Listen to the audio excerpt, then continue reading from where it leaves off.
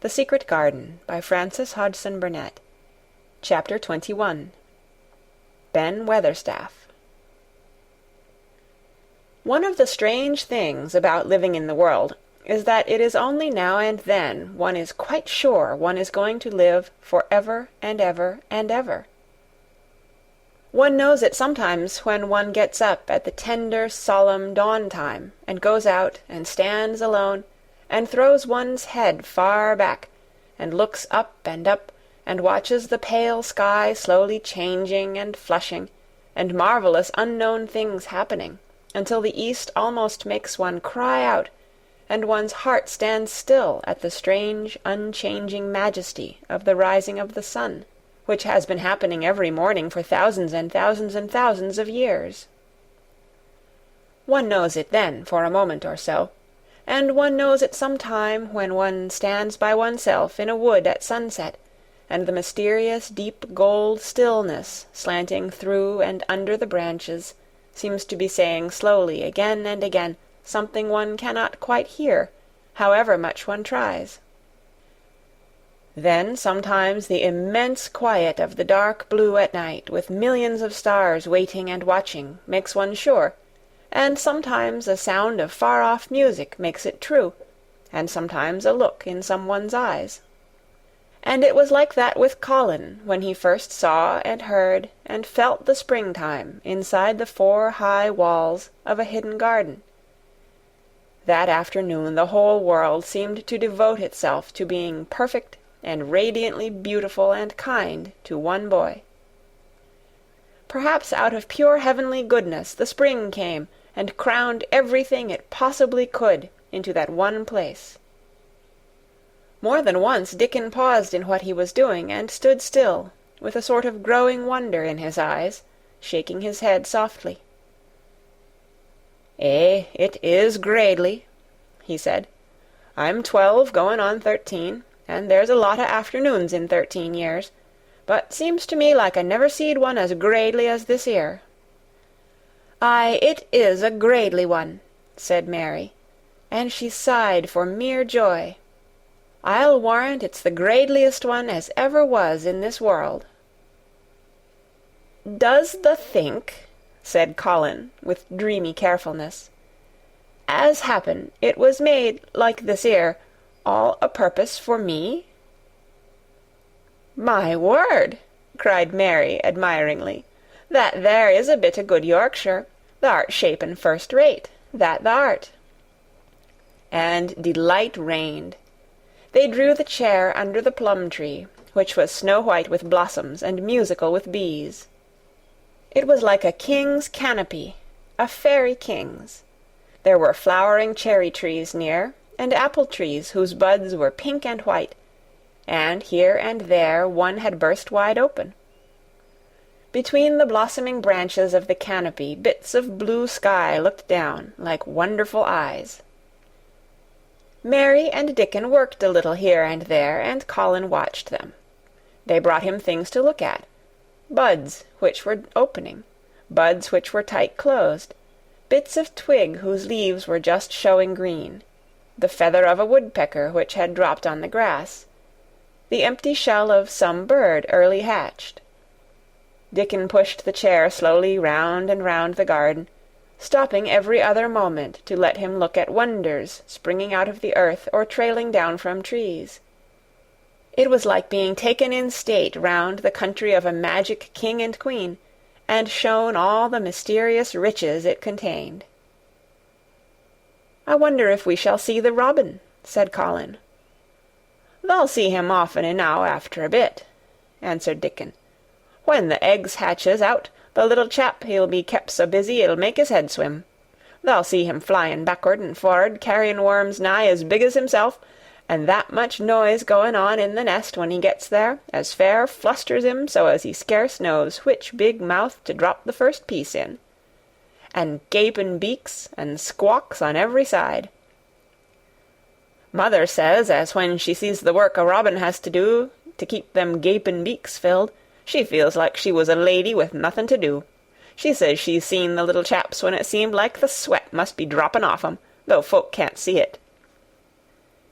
This made them giggle so delightedly that they were obliged to cover their mouths with their hands, remembering that they must not be heard.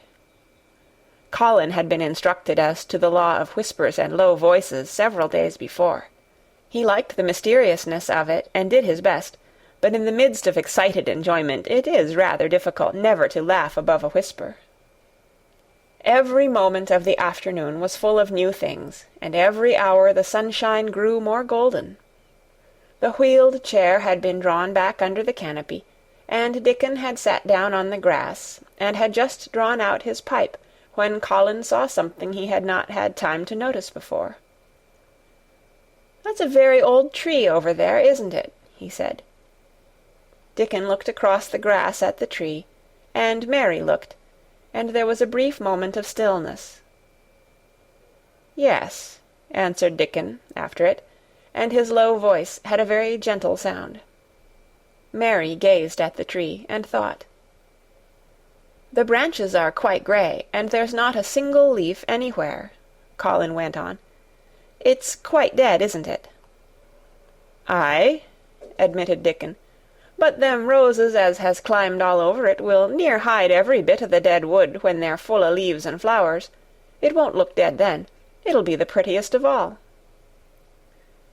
Mary still gazed at the tree and thought. "It looks as if a big branch had been broken off," said Colin. "I wonder how it was done." "It's been done many a year," answered Dickon. "Eh!" with a sudden relieved start, and laying his hand on Colin. "Look at that robin. There he is. He's been foragin' for his mate." Colin was almost too late, but he just caught sight of him, the flash of red-breasted bird with something in his beak. He darted through the greenness and into the close-grown corner, and was out of sight. Colin leaned back on his cushion again, laughing a little. "He's taking her tea to her. Perhaps it's 5 o'clock. I think I'd like some tea myself." And so they were safe.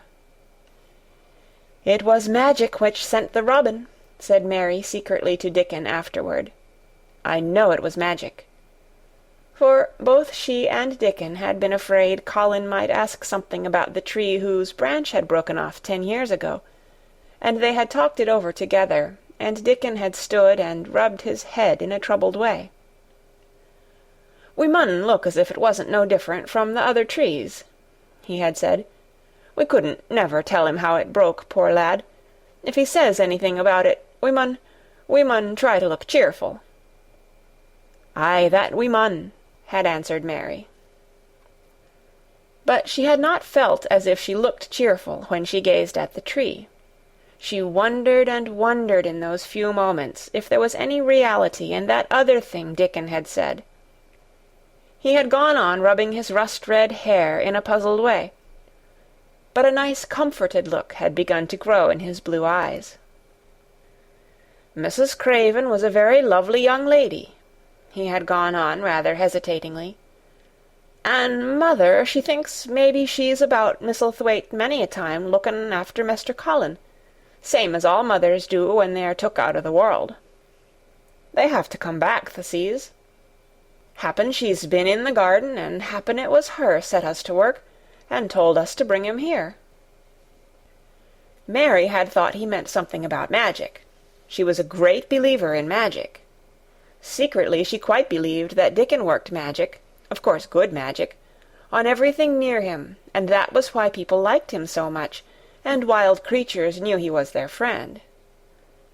She wondered indeed if it were not possible that his gift had brought the robin just at the right moment, when Colin asked that dangerous question. She felt that his magic was working all the afternoon and making Colin look like an entirely different boy. It did not seem possible that he could be the crazy creature who had screamed and beaten and bitten his pillow. Even his ivory whiteness seemed to change.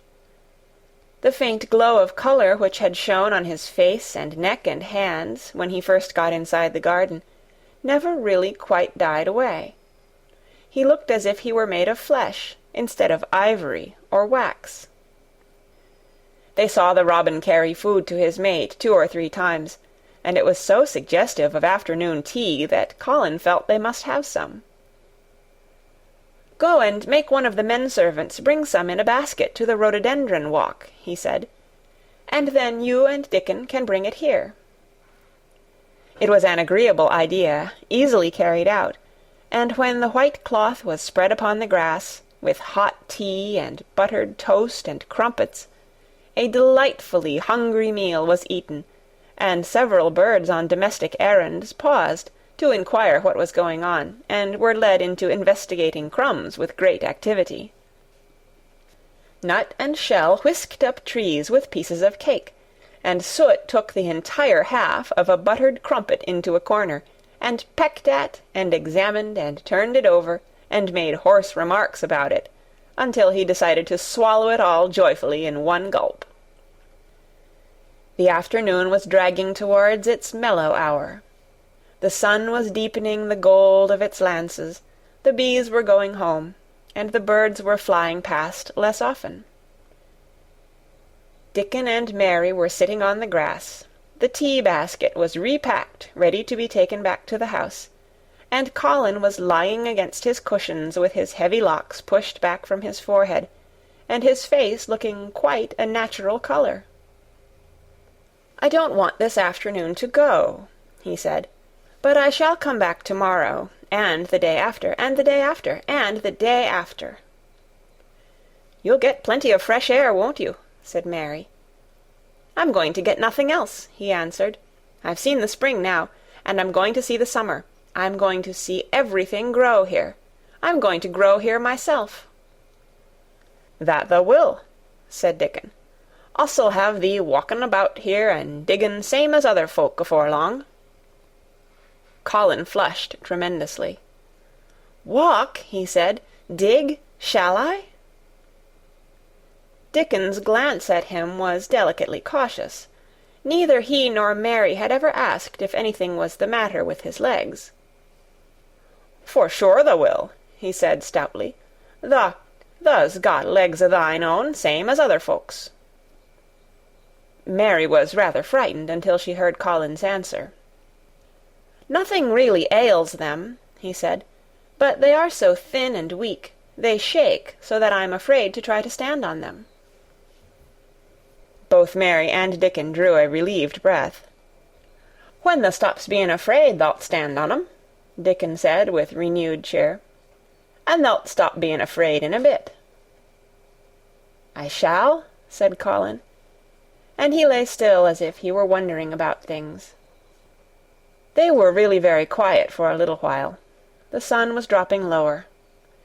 It was that hour when everything stills itself, and they really had a busy and exciting afternoon. Colin looked as if he were resting luxuriously. Even the creatures had ceased moving about, and had drawn together, and were resting near them. Soot had perched on a low branch, and drawn up one leg, and dropped the grey film drowsily over his eyes. Mary privately thought he looked as if he might snore in a minute. In the midst of this stillness it was rather startling when Colin half lifted his head, and exclaimed in a loud, suddenly alarmed whisper, "Who is that man?" Dickon and Mary scrambled to their feet. "Man?" they both cried in low, quick voices. Colin pointed to the high wall. "Look!" he whispered excitedly. "Just look!" Mary and Dickon wheeled about and looked. There was Ben Weatherstaff's indignant face glaring at them over the wall from the top of a ladder. He actually shook his fist at Mary. "If I wasn't a bachelor and thou was a wench o' mine," he cried, "I'd give thee a hidin'." He mounted another step threateningly, as if it were his energetic intention to jump down and deal with her. But as she came toward him, he evidently thought better of it, and stood on the top step of his ladder, shaking his fist down at her. "I never thought much o' thee," he harangued. "I couldna abide thee the first time I set eyes on thee. A scrawny, buttermilk-faced young besom, allus asking questions and poking the nose where it wasna wanted. I never knowed how tha got so thick wi' me. If it hadna been for the rubbin', drat him." "Ben Weatherstaff!" called out Mary, finding her breath. She stood below him and called up to him with a sort of gasp. "Ben Weatherstaff! It was the robin who showed me the way." Then it did seem as if Ben really would scramble down on her side of the wall, he was so outraged. "The young bad un!" he called down at her, "layin' the badness on a robin. Not but what he's impudent now for anything. Him showin' thee the way, him, the young nowt." She could see his next words burst out because he was overpowered by curiosity. "However i' this world did thou get in?" "It was the robin who showed me the way," she protested obstinately. "He didn't know he was doing it, but he did. And I can't tell you from here while you're shaking your fist at me." He stopped shaking his fist very suddenly at that very moment, and his jaw actually dropped as he stared over her head at something he saw coming over the grass toward him. At the first sound of his torrent of words, Colin had been so surprised that he had only sat up and listened as if he were spellbound. But in the midst of it he had recovered himself and beckoned imperiously to Dickon. "Wheel me over there," he commanded. "Wheel me quite close and stop right in front of him." And this, if you please, this is what Ben Weatherstaff beheld, and which made his jaw drop.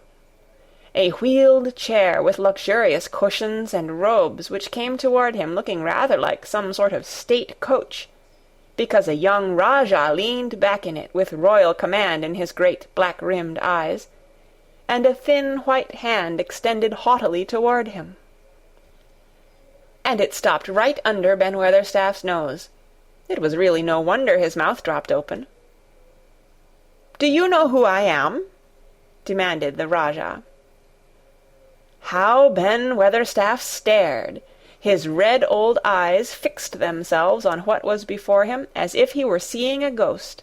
He gazed and gazed, and gulped a lump down his throat and did not say a word. "Do you know who I am?" demanded Colin still more imperiously. "Answer." Ben Weatherstaff put his gnarled hand up and passed it over his eyes and over his forehead, and then he did answer in a queer, shaky voice. "Who thou art," he said. "Aye, that I do, with a mother's eyes staring at me out o' the face. Lord knows how thou come here, but thou'rt the poor cripple." Colin forgot that he had ever had a back. His face flushed scarlet, and he sat bolt upright. "I'm not a cripple!" he cried out furiously. "I'm not!" "He's not!" cried Mary, almost shouting up the wall in her fierce indignation. "He's not got a lump as big as a pin. I looked, and there was none there, not one." Ben Weatherstaff passed his hand over his forehead again, and gazed as if he could never gaze enough. His hand shook, and his mouth shook, and his voice shook. He was an ignorant old man, and a tactless old man, and he could only remember the things he had heard. Thou hasn't got a crooked back?" he said hoarsely. "No," shouted Colin. Thou hasn't got crooked legs?" quavered Ben more hoarsely yet. It was too much. The strength which Colin usually threw into his tantrums rushed through him now in a new way. Never yet had he been accused of crooked legs, even in whispers, and the perfectly simple belief in their existence which was revealed by Ben Weatherstaff's voice was more than Rajah flesh and blood could endure. His anger and insulted pride made him forget everything but this one moment, and filled him with a power he had never known before, an almost unnatural strength. "Come here!" he shouted to Dickon, and he actually began to tear the coverings off his lower limbs and disentangle himself. Come here, this minute!" Dickon was by his side in a second. Mary caught her breath in a short gasp, and felt herself turn pale. "He can do it! He can do it! He can do it! He can!" she gabbled over to herself under her breath as fast as ever she could. There was a brief, fierce scramble. The rugs were tossed on the ground. Dickon held Colin's arm. The thin legs were out. The thin feet were on the grass. Colin was standing upright, as straight as an arrow, and looking strangely tall, his head thrown back, and his strange eyes flashing lightning. "Look at me," he flung up at Ben Weatherstaff. "Just look at me, you. Just look at me." "He's as straight as I am," cried Dickon. "He's as straight as any lad o' Yorkshire." What Ben Weatherstaff did Mary thought queer beyond measure. He choked and gulped, and suddenly tears ran down his weather-wrinkled cheeks as he struck his old hands together. "Eh," he burst forth, "the lies folk tells. Thou'rt as thin as a lath, and as white as a wraith, but there's not a knob on thee. Thou'lt make a man yet. God bless thee." Dickon held Colin's arm strongly, but the boy had not begun to falter. He stood straighter and straighter, and looked Ben Weatherstaff in the face. "I'm your master," he said, "when my father is away, and you are to obey me. This is my garden. Don't dare to say a word about it. You get down from that ladder and go out to the long walk, and Miss Mary will meet you and bring you here. I want to talk to you. We did not want you, but now you will have to be in the secret. Be quick." Ben Weatherstaff's crabbed old face was still wet with that one queer rush of tears. It seemed as if he could not take his eyes from thin, straight Colin standing on his feet with his head thrown back.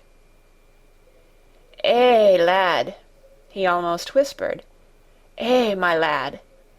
And then, remembering himself, he suddenly touched his hat, gardener fashion, and said, "Yes, sir, yes, sir," and obediently disappeared as he descended the ladder. End of Chapter 21. Read by Kara Shallenberg on February 13th, 2006, in Oceanside, California.